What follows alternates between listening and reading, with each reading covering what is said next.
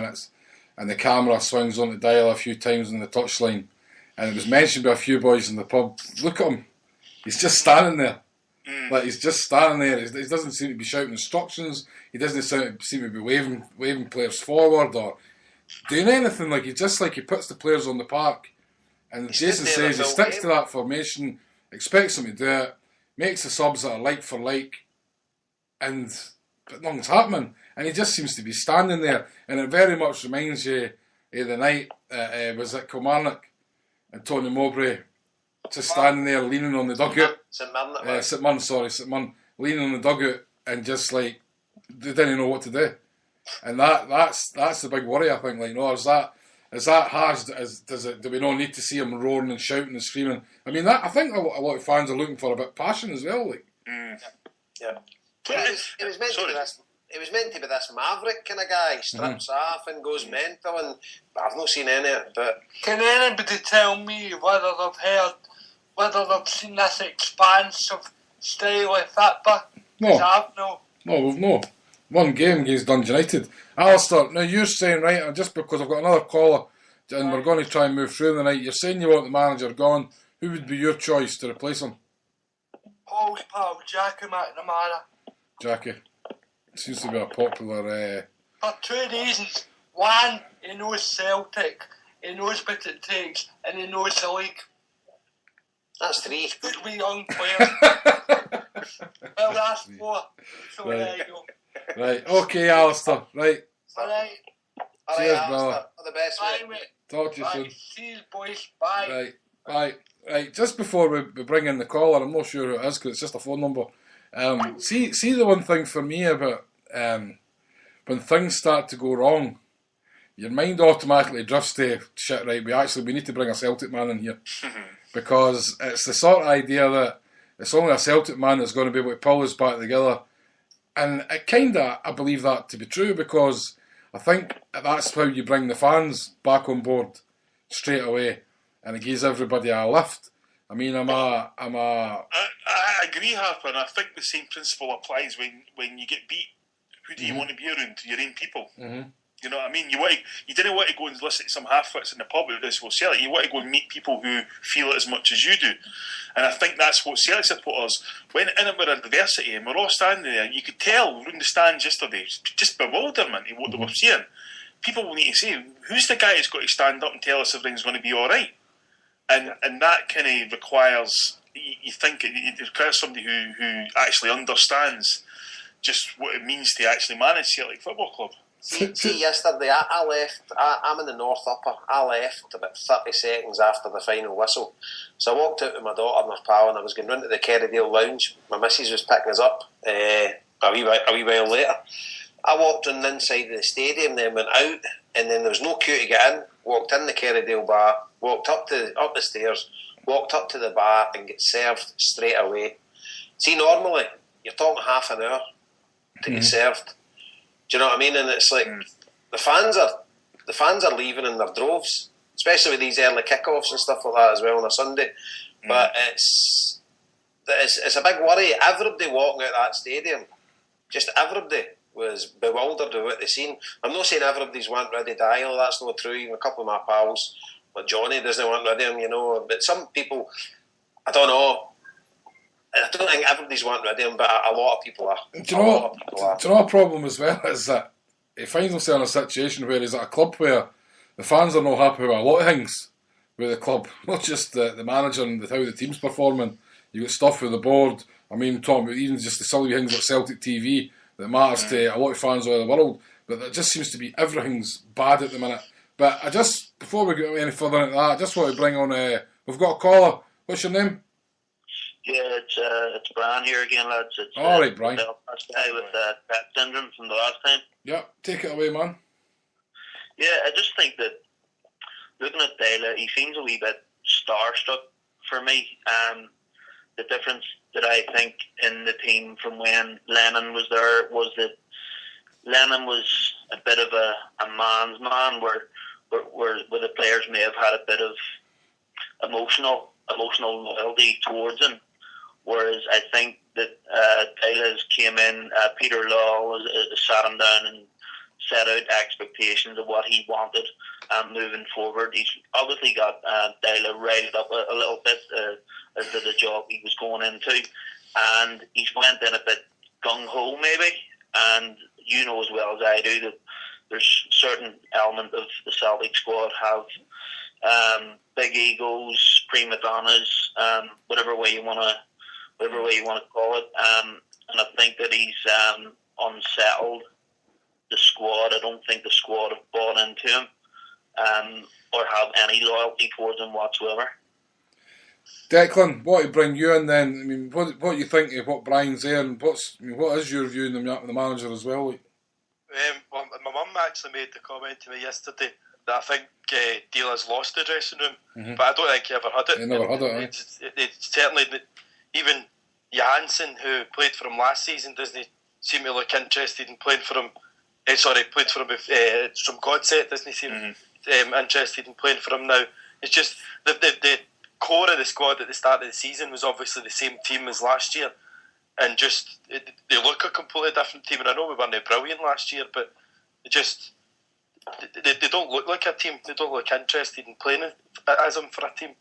I mean, I think Johansson knows that he's an absolute shoe-in to get on the team, and maybe he's taking that a little bit for granted, because the reality is that he was the best player that Deija had, because obviously Celtic came in and signed him, and this is his old boss from his old team, so he knows that he's a shoe-in to start, and maybe he's taking it for granted. Let's also not forget, I don't know if anybody picked it up, between last night and this morning, Scott Brown has come out and says that a lot of players are hiding right now. Yep, I read that, and that's the alarm bell straight away. You know, I agree with everything Brian said. Everything Brian said there, it makes perfect sense to me. You know, but what I would say is, people trying are using the Paul Le Guen when he was the manager of them, how it was mob rule and they took Barry Ferguson over Le Guen. Le Guen came with a CV that had managed one of the best teams in Europe, and had them playing some phenomenal football. Ronny Deila's not got that. Ronny Deila managed from Godset in Norway that none of us even had heard of, and none of us had heard of him. So he's not coming with any reputation whatsoever. He's not conveying any confidence to the fans. He doesn't look as if he's leading the team very well. So, do you know what I mean? I agree with everything Brian says. Vatican Boy in the chat room here saying, is it Deila or Collins that's the problem? Now, that's actually a good point, because as Paul, you mentioned at the start, right, about watching them for the stand, right, and if there's a disconnect between the manager and the assistant manager, that's going to affect players right away, because you know what happens when you find when you come into that situation in any walk of life, people start taking sides. Yep. And I've said before in the show, say again, the common belief among Scottish football about John Collins is he judges every player by his own standards. And that's why he's never done well as a manager. Scott McCorry saying in the chat room, to be honest, how does this affect passing and teamwork? Just stop doing it. Aye. if you've not bought into your manager's philosophy, you're not getting 100%. And I think if you're not willing to run over broken glass for your manager, then it's a recipe for disaster. See, for all we know, the players might have bought into him, they might love him, I don't know. I'm just saying the way it's looking to me, as I agree with what Brian says. But what do you think, what I was saying there about the thing, if Collins and Deila have an issue with each other, I mean, surely that's going to then reflect in the team? Yeah, I think I tweeted yesterday that it's well and good in being fit as a butcher's dog, but if you've no heart or no desire to go out and win a match, it's completely fucking pointless. Also, I think, let's say there is I don't know, but let's say there is a problem between Deila and Collins, then Collins should have to go. Because Deila's the boss, and it's Collins' problem. If he, whether Deila's caused it or no, Deila is in charge of that football club, or is meant to be. And if Collins has a problem, then he needs to get the fuck over it, or he needs to go find somewhere else to work. Because this, to me, is another thing that all football players need. Football players need to be told what to do. Very, very simple, very, very upfront. And if there's any kind of confusion about that, they just down tools. I mean, you've only got to look at Man United to see what happened there. As soon as Ferguson left, players just down tools. Simple as that. And they had to spend an extortionate amount of money to even get back to even competing at a level where they think they should be. I mean, at this level, yeah, I totally agree with what you said there about Paul Le Guen. I mean, you know what football players are like. They'll have just been like who? When I saw Billy Connolly on the telly the night talking about him, trying to back him up, I didn't even know if he came from Norway or not. You know what I mean? And small things like that just mean so much to a club like Celtic because, as Jason said earlier, to me, as far as I'm concerned, right, and this can't be overestimated. We are far better than everybody. We've got better players, massive budget, all this kind of thing. It's October, the second international break, and we are sitting 6th in the fucking league. That's absolutely disgraceful. Like, see, but I really want to stick on this Collins Dyler thing for a minute because I think there could really be something in this. I mean, first of all, he's no Dyler's man, right? Why did Dyler not force his man, tell him who he wanted as assistant manager? And was it a mistake to give John Collins an assistant manager's job when he's been a manager everywhere else? I mean, is he sitting there going, well, I could, that's not how I would have done it. I would have done it better if I was the manager. I mean, this is something that's I've never really thought about before, but it's really actually just, there's 100 thoughts going through my mind at 100 mile an hour at the minute about this. And I don't know if there's been a mistake here where Dyler's been left with a backroom team that's been forced on him. I mean, always got some of his own coaches over, but these are the guys that are sitting on the bench with him. I mean, is could this be a big part of things? Could be, mate. I They're only surmising, of course. I've heard different. I heard Collins and Dyler meet up every morning at 7 in the morning and plan their day ahead and meticulous about what everybody's eating, how they're going to train. And I heard the two of them are crackpots effectively with the fitness. And I just think, I agree, players need to be fit, but you need to realise you're managing a football team as well. They need to be able to play football first and foremost. And you've got to manage them. You've got to manage them as well. You can't just force stuff on players straight away. You build up to things. You bring things in gradually. Even just changing the tactics, you bring it in gradually when it's already a kind of settled team. Do you know what I mean? A successful settled team at that. Oh, I mean, to me, like, you've got to manage individuals, in the sense that, I reckon Scott Brown's the kind of guy you could bollock him and he would take it. Lee Griffiths would probably want to square go you, what I mean? And then somebody else might fucking go into their shell. I mean, these all have to be, you can imagine, and a lot of these experienced players have been around and all that kind of thing, and, I think by all accounts, Neil Lennon, what he's been saying is that, as long as the players won for me, they could basically do what they want. That's very hard to go into a regime from that and then go into a regime where this guy's like, no, you eat breakfast together and you eat lunch together and all that kind of thing.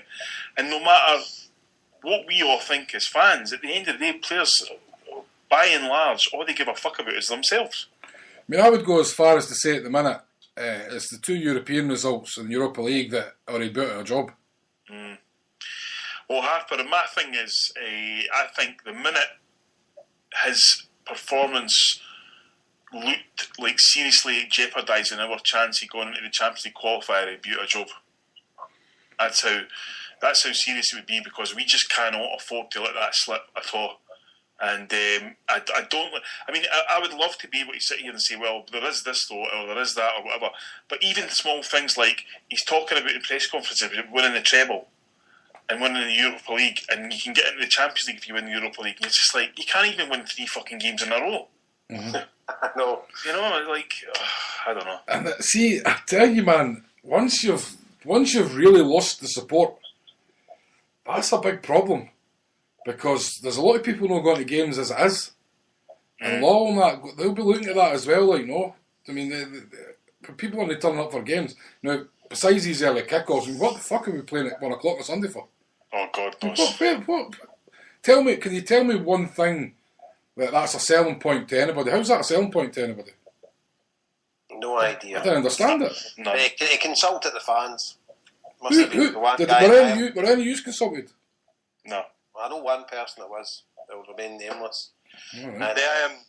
they said as well that they were doing the first 1 o'clock kick-off on Sunday as a trial to see how it went, and then they would see what happened after that.